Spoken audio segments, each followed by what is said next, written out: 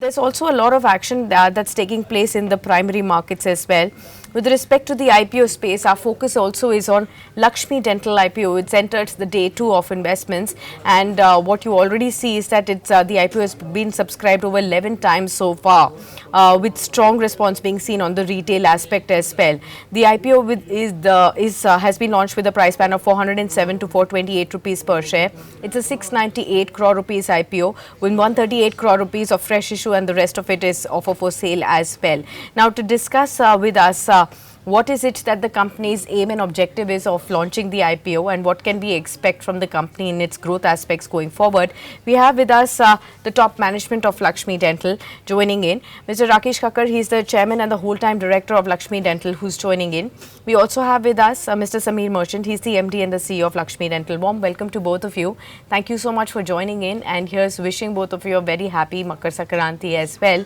I'll start off with you, Mr. Kakkar, to really help all our viewers understand what is the aim and the objective with which you have launched this IPO.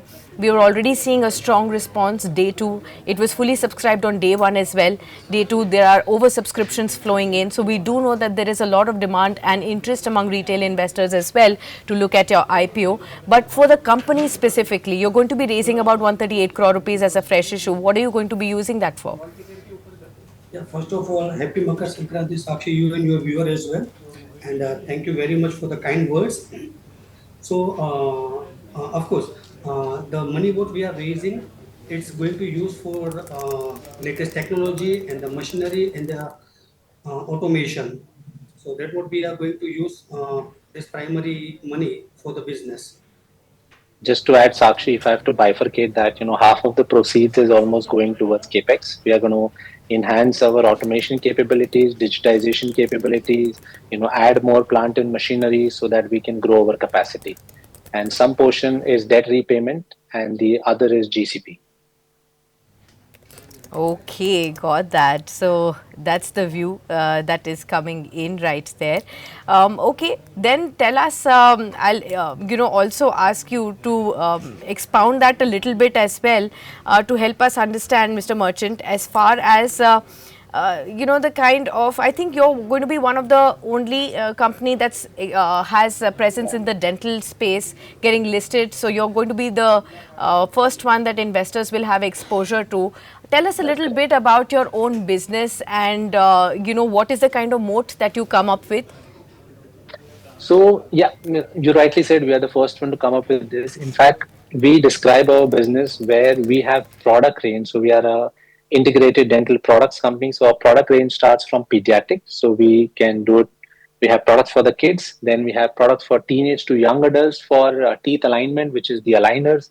Then we have caps and crowns, and then we have senior citizen dentures as well. So we say we are in the business life cycle of teeth. If there are teeth, then we are in business.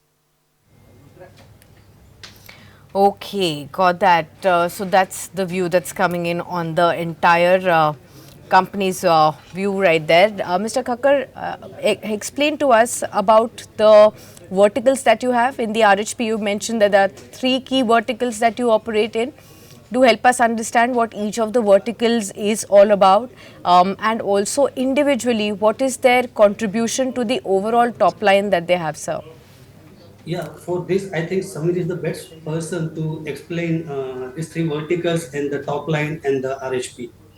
Samir, can you explain? Sure, absolutely. So the three verticals that we have, like I mentioned, one is a pediatric vertical, the other is the dental aligner solutions vertical, and the third is the crown and bridge and dentures vertical. These are the three verticals that we have.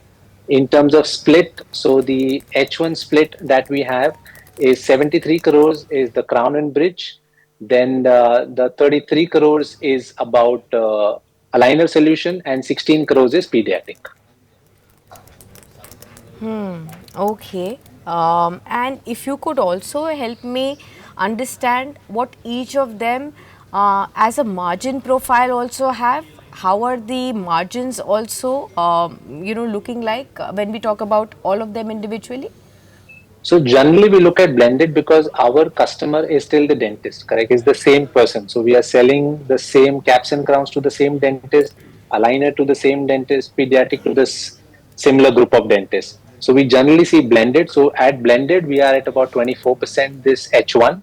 But if I have to, split, then it's about 15 to 16% in dental lab, about 26% in aligners, and about 55% in pediatric. That's how the split is currently. Okay, got that. And could you help us understand a little bit of levers? Where will it come from for your existing margins? And when you want to grow it further, how will you be able to scale them? Any key levers that you can point out, which we can also keep in mind when we are speaking to you in the quarterly results? Sure. So currently, we are working with 22,000 dentists across India and outside of India. In fact, 35% of our business is exports, 65% is India. One of our key or few of our key levers are one, we are doing a lot of internal penetration. So that means if we have 22,000 dentists, we can cross sell and upsell a lot of internal dentists that we have. And at the same time, we will be a part of a lot of marketing activities, doing exhibition events to grow our network of dentists. We will automate a lot. So currently we are at about 62% digitization. So that is what the focus is. Dentists still take a lot of physical impressions with that, rubber like material. We are doing a lot of digital stuff where you can just take a scanner and take a scan. So that we are at 62%, and also do our branded restorations in aligners and crowns and bridge as well. And when we are Okay. saying exports, so we are exporting to UK, USA. So made in India teeth. So that teeth is going to put in UK, USA's patient mouth through dentist. So we are exporting aligner, crown and bridge, kidsy products, Pediatric, and material as well. correct, So, explain to us your geographical mix then. Domestically, you said 65% of your overall revenue correct, comes, and the correct. rest of it is split between UK and US. US, UK, and other parts of the world as well. Some in Europe as well. Okay, got that. And you would be comfortable with this ratio, or do you see this, also one over the other, expanding a little bit more? Again, the dynamics are pretty strong across the world, especially in India. The tailwind is there. There's a lot of awareness which is growing for dental, and things are moving very, very strongly in India. So we will keep evaluating. Too early to say right now, but we will keep evaluating, and wherever the best ROI is based on what country we enter, or the existing country or a new country, as a board, we'll take the right decision for Lakshmi Dental. Mm. You did talk about, Mr. Burchan, that you have about 22,000 dentists that you're working with overall. Yeah. Tell us, what is the mode that you present to them? Why? And you must have got a lot of competition from the unorganized market as well. So, how do you deal with that when you speak to dentists? Because your primary business is also with them as key clients. And what are you doing to increase your clients in that fashion then? So apart from being a organized player, we have all the certification that is needed in terms of branding we are doing, so that when you get a product, it's a safe product. We are ISO certified. We are using materials which are CE FDA certified.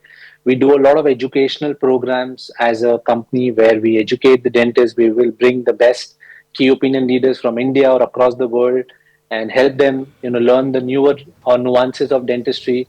So we and do a lot of things for them to understand that as a company, first, the product that we offer is a world class product, since 35% of our business is export. So they're not just getting a product which is made for India. This product is made for the world. Two, we are doing a lot of initiatives on the digitization effort. Like India today is at a single digit penetration in terms of intraoral scanner, but we are already at 62%. Then in terms of branding aspect, where we bring them quality with a brand which assures safety to them and to the patient. And then the education driven product as well, so that they know what they are buying. Also, can you tell us what about the pricing of your key products like aligners, for instance? How does it differ with what is existing in the unorganized market in India? So in terms of pricing, it's complex because it differs patient to patient. You have to go to a dentist. They have to evaluate what kind of aligners you need, whether different materials are needed, different time will be needed, different number of sets are needed. So it varies a lot from patient to patient. So it's hard to define the price point because it could be one for one patient and it could be completely different for another patient. Okay. Do tell us what is the vision going forward for yourself? I think on an annualized basis, you have about 200 crores as your top line. Where do That's you correct. see Last year. that going forward? Yeah, as per the last year, where do you see that going forward? What is the kind of growth that you could expect over the next 1 to 2 years perspective? See, if I would like to talk about growth, maybe we see historical for us. If the industry in India is growing, say at about 10-12%, we are growing at 20%. So that's how we are growing and what we have done. And this was pre-proceed. So this was internal accruals, which was helping us grow to this regard.